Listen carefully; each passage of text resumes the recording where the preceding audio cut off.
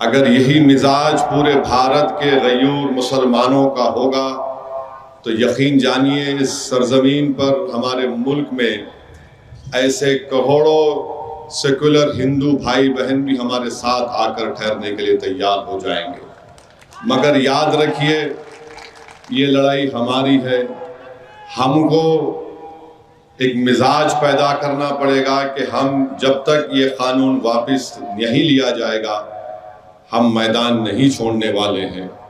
चाहे वरंगल का इस्लामिया ग्राउंड हो या भारत जो हमारा वतन अजीज हो, हम मैदान नहीं छोड़ेंगे। हुकूमत को कानून वापस लेना पड़ेगा।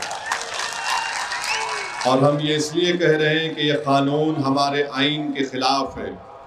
हमारे ये जलसे जो all India Muslim personal law board की तरफ से मुनक्कद किए जा रहे हैं, ये किसी समुदाय या किसी मजहब के खिलाफ नहीं है।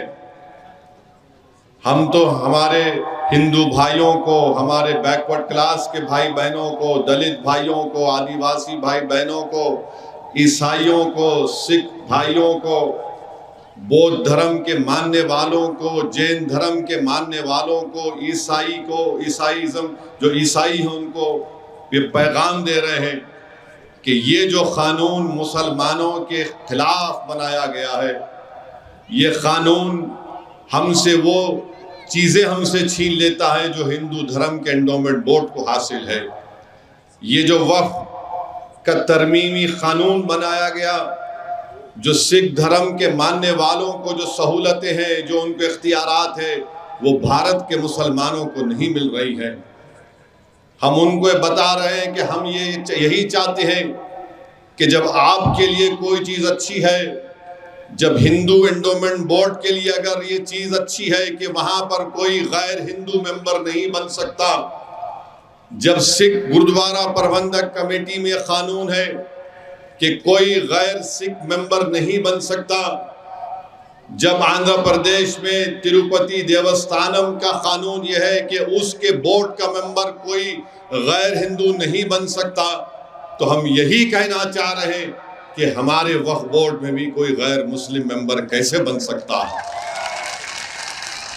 जब आपके पास लिमिटेशन का कानून अप्लाई नहीं होता, लागू नहीं होता, अगर कोई हिंदू धर्म की मंदिर की जायदाद पर काबिज है तो वो उसको काबिज करार दिया जाता है। अगर कोई गुरुद्वारा प्रबंधक कमेटी की जायदाद पर कोई लैंड ग्रैबर बैठा है तो उसको लैंड ग्रैबर रहता है वो। मगर यहाँ पर बीजेपी की हुकूमत ने कह दिया कि जो वक्फ की ज़मीन जिसका मालिक अल्लाह है, अगर कोई नाजायज काबिज है 12 साल से, तो लिमिटेशन के कानून के तहत वो मालिक बन जाएगा। ये हमारे देश को समझने की ज़रूरत है। अगर आपके लिए कोई चीज़ अच्छी है तो हमारे लिए बुरी कैसी हो गई बताओ आप। तो इसीलिए हम हमारे दीगर तमाम अपनाए वतन से अपील कर रहे हैं, ये जो कानून बनाया गया है ये मुसलमानों के हक में नहीं बनाया गया है। ये मुसलमानों की वक्फ की जायदादों को छीनने के लिए बनाया गया है। ये मुसलमानों की मस्जिदों को, दरगाहों को, खानखाहों को, इमाम बाड़ों को, कब्रस्तानों को, ईदगाह को छीनने के लिए कानून बनाया गया। इससे वक्फ बोर्ड का कोई फायदा नहीं है। और बीजेपी ये झूठ बोलती है कि हमने मुसलमानों के फायदे के लिए कानून बनाया। हरगिज नहीं बनाया तुमने मुसलमानों के फायदे के लिए। जितने मुसलमानों के जिम्मेदार ऑर्गेनाइजेशंस थे पूरे भारत के, जो हमारी पार्लियामेंट की कमेटी के सामने आए, उन तमाम ने इस बिल को रिजेक्ट किया, मुस्तरद किया। और जो बीजेपी के इशारों पर नाचने वाले हैं, जो जमीर फरोश हैं, जो डरते हैं मोदी से और अल्लाह से नहीं डरते, वो इस कानून की ताईद में है। और हम इन लोगों को भी मुस्तरद करते हैं। अब बीजेपी ये कहती है कि हाँ मुसलमान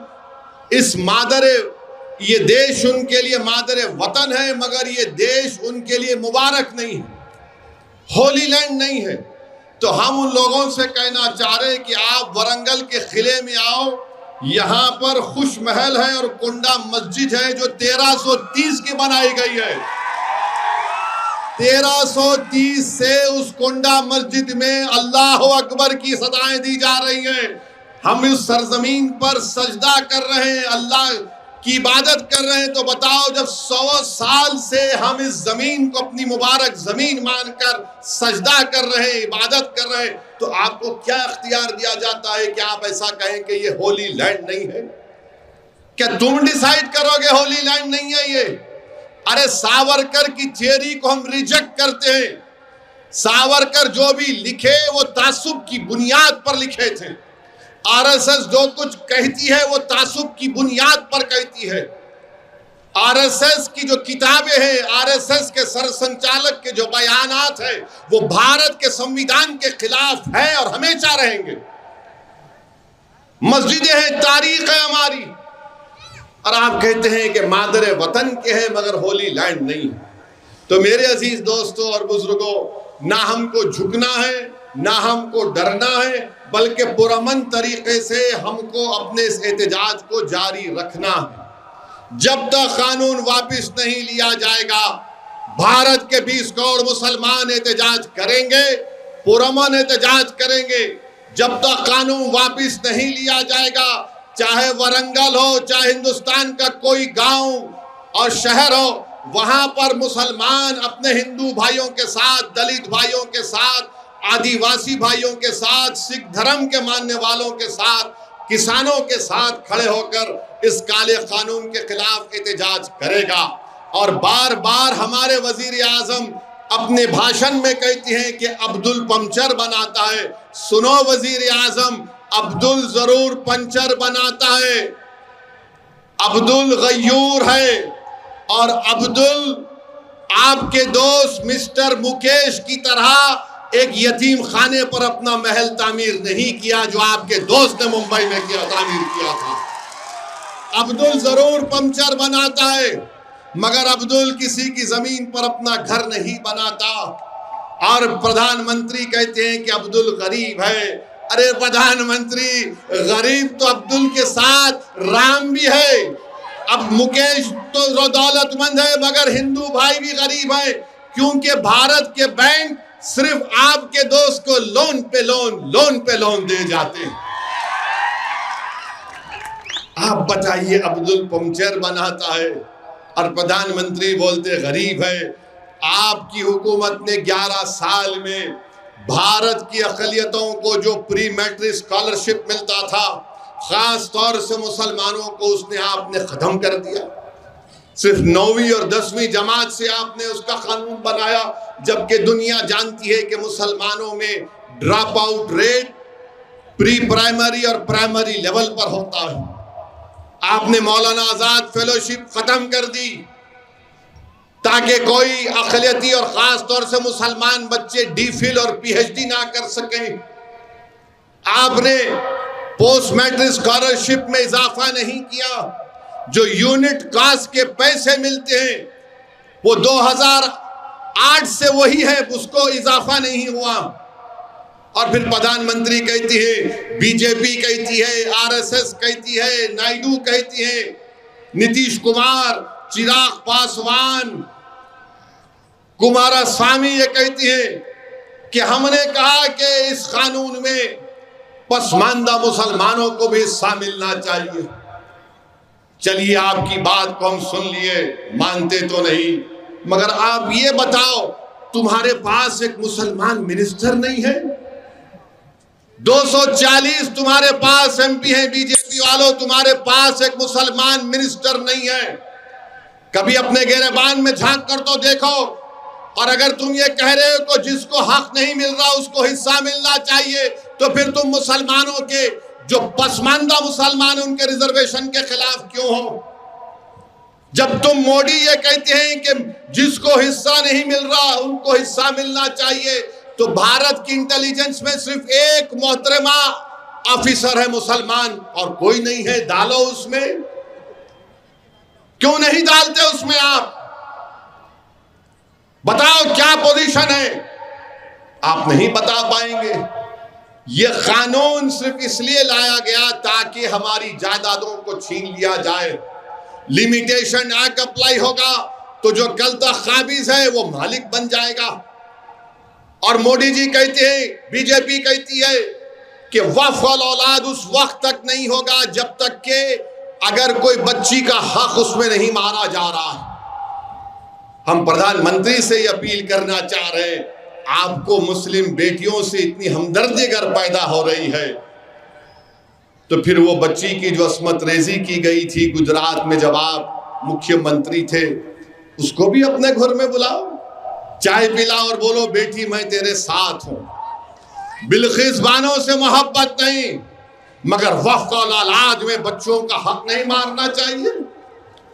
ये कौन सा कानून है बताइए आप? हमारे हिंदू भाई जानते हैं कि उनके सेल्फ एक्वायर्ड प्रॉपर्टी में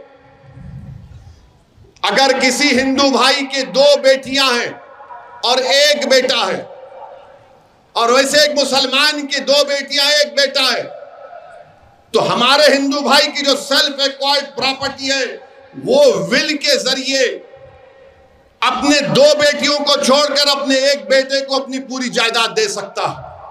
कानून इसकी इजाजत देता है। और अगर मुसलमान कोई बाप या मां अपने 2 बेटियों को छोड़कर 1 बेटे को देना चाहती है तो हम नहीं दे सकते, 1/3 से ज्यादा नहीं दे सकते। आप विल पावर का इख्तियार नहीं निकालेंगे। और आप हमसे कह रहे हैं कि अगर तुम अल्लाह के नाम पर जायदाद दे रहे हो तो बच्चों का हक नहीं मारा जाएगा। अरे मैं अल्लाह को दे रहा हूं, अल्लाह को मालिक बना रहा हूं, तो कहां बेटी, कहां बेटा, कहां रिश्तेदार, कहां मां, कहां बाप का हिस्सा? मगर मोदी जी बोले नहीं, ऐसा नहीं कर सकते, शरीयत इजाजत दे रही है, मगर आप कह रहे हैं कि नहीं हो सकता। और फिर इसमें यह कानून बना दिया गया, वक्फ इवैक्यू प्रॉपर्टी है, हजारों एकड़ वक्फ इवैक्यू प्रॉपर्टी उत्तर प्रदेश में, हरियाणा में, पंजाब में, अब वो पूरी निकल गई, अब गवर्नमेंट उसकी मालिक बन गई। वक्फ इवैक्यू प्रॉपर्टी नहीं है, अब गवर्नमेंट के हाथ में आ गई। अब जो गवर्नमेंट के हाथ में आ गई तो कल गवर्नमेंट बोलेगी नहीं, यहां पर आप नमाज नहीं पढ़ सकते, ये गवर्नमेंट की प्रॉपर्टी है। इस कानून में सेक्शन 3D बनाया गया, जो पूरी पार्लियामेंट में इत्तेफाक से अल्लाह ने मुझे ही मौका दिया उसके बारे में बोलने के लिए। और क्या है कानून? वो कानून ये है कि अगर कोई आसारे कदीमा के तहत प्रोटेक्टेड और एंशिएंट मॉन्यूमेंट है तो वक्फ नहीं होगा, उसका मालिक ASI होगा, आसारे कदीमा होगा। कैसे होगा बताइए आप? आसारे कदीमा पहले आया या फिर यहां पर वरंगल की कोंडा मस्जिद पहली आई? बताओ आप। कोंडा मस्जिद पहली आई थी ना, मक्का मस्जिद पहली आई। आसारे कदीमा तो अंग्रेजों के जमाने बनाया गया। तो मोदी जी बोल रहे नहीं, वक्फ नहीं होगा, आसारे कदीमा उसका मालिक होगा। क्यों करना चाहते हैं? ताकि ज्ञानवापी और काशी की मस्जिदों को जब ASI के हवाले कर दिया जाएगा तो फिर खत्म हो गया किस्सा। वो ASI वाले बोलेंगे कि नहीं, अब आपकी नमाज पढ़ने से हो सकता मस्जिद में कुछ हो रहा, या तो आप सूरज के तुलू और गुरूब के दरमियान में ज़ोहर और मगरिब की नमाज, ज़ोहर और असर पढ़ लो, या फिर जुमे की एक नमाज पढ़ लो, या नहीं याद बंद कर देंगे। ये 3D का कानून बनाया गया, 2C का कानून बना दिए, सेक्शन 2C के जितने भी ट्रस्ट इस कानून से पहले और बाद में थे, मोदी जी ने खामखा हमारे बोरी मुसलमानों के कंधे पे रखकर तोप चला दी और कहा कि बोरी मुसलमानों के लिए, जबकि आपने ऐसा कानून बनाया कि बोरी मुसलमान तो बोल रहे थे कि हमको मत रखो इस कानून में, क्योंकि उन शिया का एक हिस्सा है, उनके पास दाइल मुतलक का एक कंसेप्ट है, उसके खिलाफ जाता है कानून ये।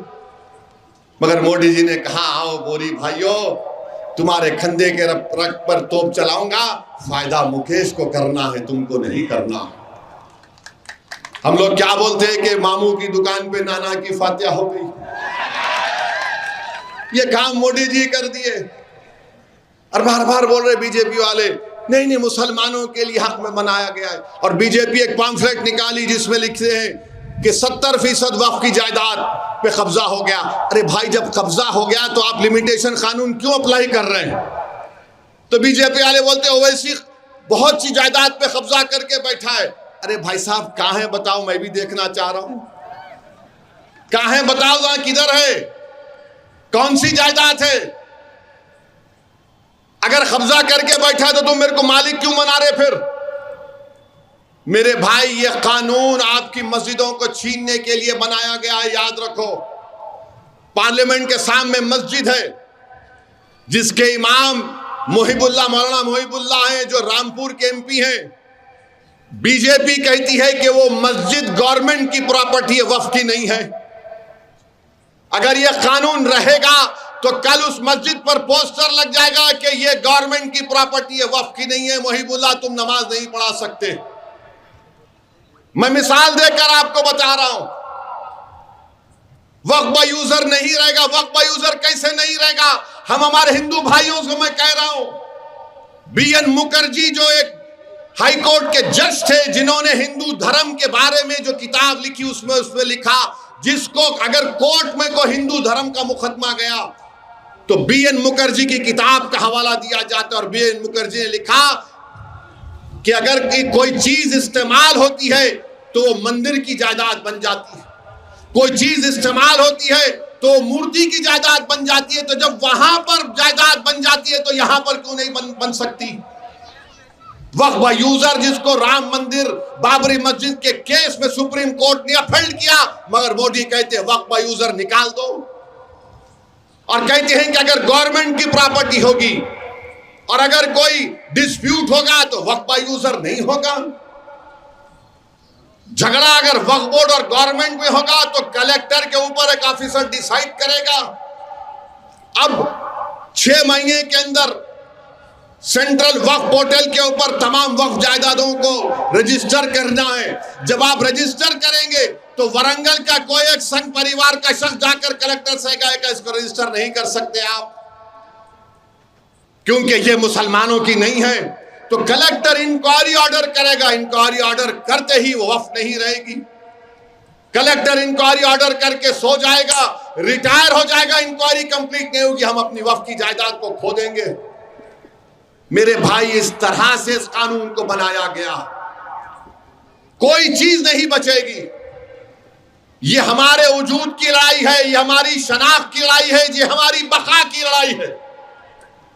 अगर आज आप जरा सी भी काहली करेंगे तो याद रखिए आने वाली नस्ल हमको कभी माफ नहीं करेगी। जिस तरह आपने कल इस मैदान में मुट्ठी भर मुसलमान यहां पर बैठ गए थे, हम नहीं उठेंगे, जलसा होगा कल। अगर भारत के 18 करोड़ मुसलमान, 20 करोड़ मुसलमान में से अगर 15 करोड़ ये तय कर लेंगे मैदान नहीं छोड़ेंगे, या तो कानून जाएगा या फिर हम इस जमीन के अंदर चले जाएंगे, तो कानून वापिस होगा इंशाअल्लाह ताला। तो मेरे अजीज दोस्तों और बुजुर्गों, मेरी इज्जतदार माँ और बहनों, हम तमाम को अपनी अपनी जिम्मेदारियों को समझकर उसको निभाना पड़ेगा। कानून के दायरे में रहकर हमको अपनी लड़ाई को जारी और सारी रखना पड़ेगा। डरने और घबराने की जरूरत नहीं है। और हम चंद्रबाबू नायडू को भी कह रहे हैं, तुमने बहुत बड़ा धोखा दिया। तुम ये समझ रहे हो कि तुमने अपने ससुरे को धोखा दिए तो तुम दोबारा इख्तिदार पर आ गए। नायडू, तुमने भारत के आईन को धोखा दिया है। नीतीश कुमार, तुमने भारत के आईन को धोखा दिया है। कुमारस्वामी, तुमने भारत के आईन को धोखा दिया है। चिराग पासवान, तुमको अपने वालिद की कुर्बानियों का लिहाज नहीं रहा। तुमने बाबा साहेब अम्बेडकर के बनाए हुए कानून को धोखा दिया है। मुसलमान ना सिर्फ बल्कि पूरे भारत के वो जिम्मेदार लोग जो इस मुल्क के चप्पे चप्पे से मोहब्बत करते हैं, वो कभी इन लोगों को माफ नहीं करेंगे इंशाअल्लाह ताला। आज तुम इख्तिदार में हो, इंशाअल्लाह कल ऐसा वक्त आएगा जब तुम गुमनामियों के वादियों में फिरोगे, और जब तुम रोड पर अकेले चलोगे तो लोग तुम्हारी तरफ देखकर थूकेंगे भी नहीं इंशाअल्लाह ताला। तुमको पहचानने से इनकार कर देंगे कि तुमने भारत को धोखा दिया, तुमने भारत के आईन को धोखा दिया।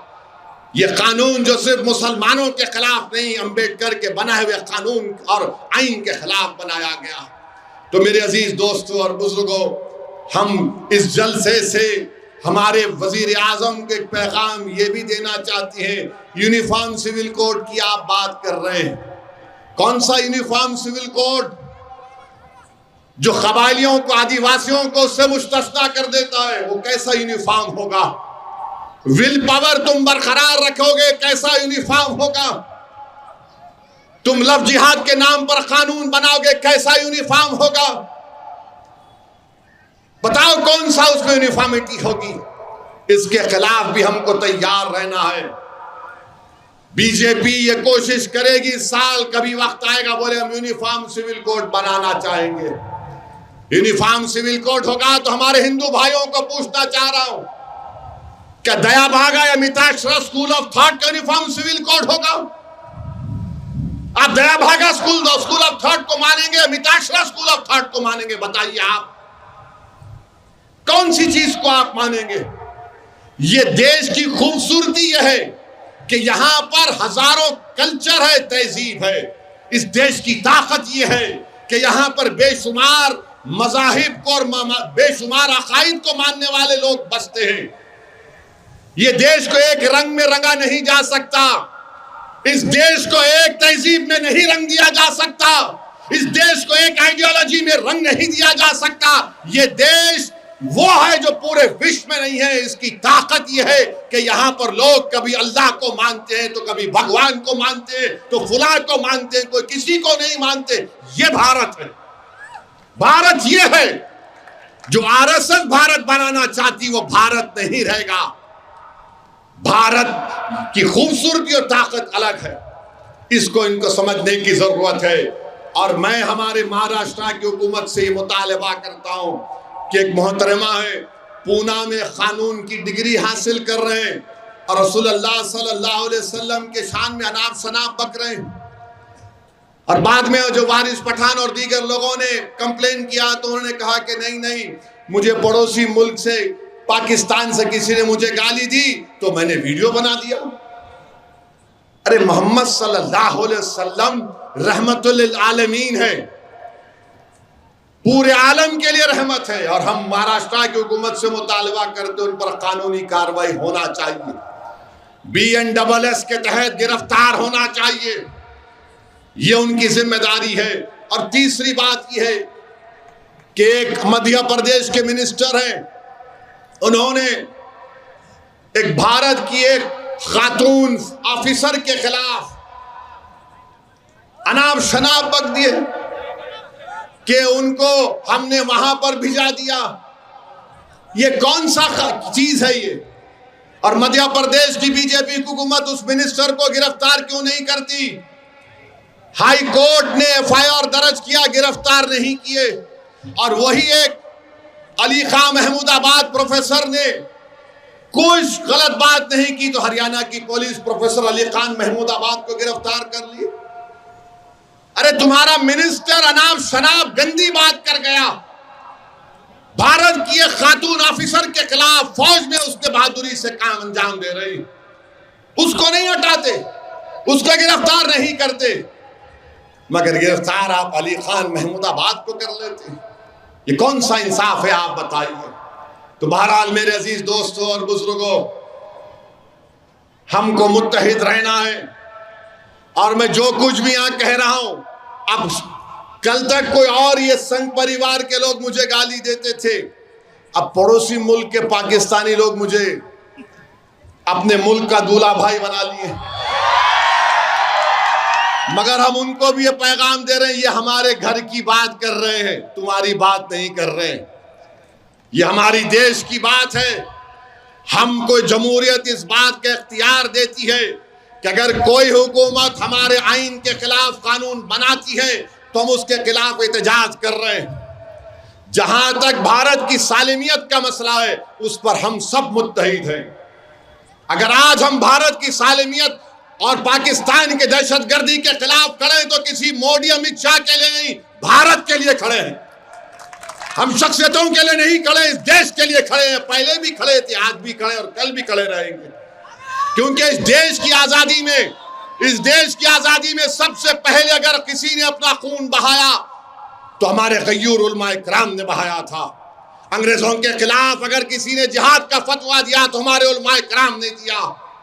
और आज वही उलमाए किराम आपसे अपील कर रहे हैं कि कानून काला कानून है, मुत्तहिदा तौर पर हमको इस कानून के खिलाफ खड़े होना है और पुरअमन तरीके से एहतजाज में हिस्सा लेना है।